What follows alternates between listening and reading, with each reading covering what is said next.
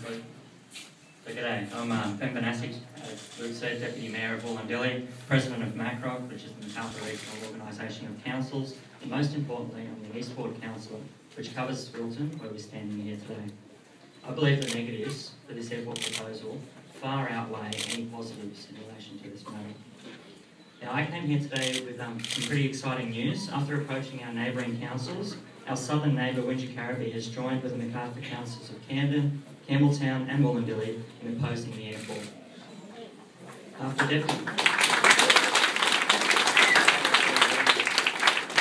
After Deputy Mayor Larry Webber successfully brought a motion to council last week, the MACROC councils will continue opposing this airport proposal. For 25 years, the residents near Badgerys Creek had their lives put on hold. And for this reason, we need a definite answer now. The only answer that I would welcome is a definite no to the Wilton airport proposal.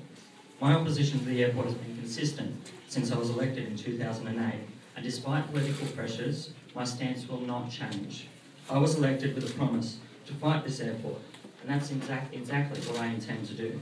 The people of Wollondilly did not move here to have 747s 24/7. We did not move here for 747s 24/7. What you're facing is a proposal that will see an airport that will make house prices drop faster than a landing Airbus A380. If the airport is not ruled out, we risk serious implications. A united community and people power is what is needed to stop this politically motivated airport proposal. I've recently taken the practical approach of sending a petition to every person who lives in East Ward in Wollondilly. So over the last week, people who live from Appin to Bargo, Menangle to Yandera and Douglas Park to Wilton have received a petition to the federal government calling for the ruling out of the airport. This petition calls for the federal government's attention to address the environmental impacts of this proposed airport, the effect on your home, and the implication of transport for the communities not only within Wollondilly, but also throughout New South Wales. For those of you here today that didn't receive the petition, there are copies available for you to sign. The political motivation of this airport is just disgraceful. This proposal is only going to benefit a handful of inner city seats. However, the facts of the matters remain that the roads from Wollondilly into Sydney are already clogged. And most importantly, Wollondilly is the home to Wollongong and Sydney's drinking water supply. The area where the proposed airport is to be is in the Sydney catchment. You and I would face fines if we were even to walk in the area. That same area runs into the dams that quench Sydney's thirst. And yet, the airport was to go ahead, the common dumping of fuel would be in this catchment area. The report from the government gave a number of options. The first that everyone seems to skip over is the lifting of the curfew of Sydney Airport. That hasn't been seriously investigated. The most preferred site is Badgerys Creek. Next is Wilton. On previous studies, Goulburn was preferred above Wilton. It's my view the federal government is being wasteful, using $20 million studying the airport site at Wilton, where their own report has it as the second best option. The potential employment opportunities recently spoken about are not extra jobs created out of thin air.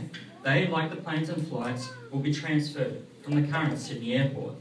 The report commissioned from the government says the airport may be needed in 15 years, when the Sydney airport is estimated to reach its capacity. Yet, the Sydney Airport Authority actually stated that the airport would not reach capacity until 2049. Now, I've heard some local residents say that their property values are going to rise. Well, please, if the property values were going to rise due to an airport, then the residents surrounding the current Sydney airport would be up in arms, begging for their plane flights to still stay there. The recent announcement of $20 million for a study that has been done numerous times in the past just goes to show the political desperation and waste that this federal government has become addicted to. $20 million is a third of Wollondilly Council's budget. Imagine the work that could be done with those sort of funds. Every day the government is approached by needy Australians who are in need of assistance, who are in need of a hand up and are turned away due to budget constraints. Yet here we have a minister willing to throw away money out the window so that he can be re-elected next year. Shame. Shame on Anthony Albanese and the government that props him up. This move to have a further study of an airport against the recommendation of the recent report, which said Badgerys Creek is much more viable, only interests a few people. And that is Anthony Albanese, who is desperate to save his seat, and his wife, Carmel Tebbett, who only holds her seat by 1,000 votes. And where is he today? While you've all come out in the rain to show your support against this proposal, where is he? He should show some backbone and come and face the residents that are going to be affected by this proposal.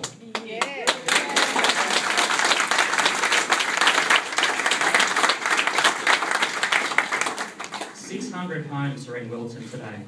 That's 600 families that are going to be destroyed if this proposal goes ahead. And I won't stand by and let this happen. Let alone the new residents that have taken out mortgages and are about to move into their brand new homes at the Bingara Gorge Estate. And finally, I just want to thank the residents of Wilton and the Stop Wilton Airport Action Group.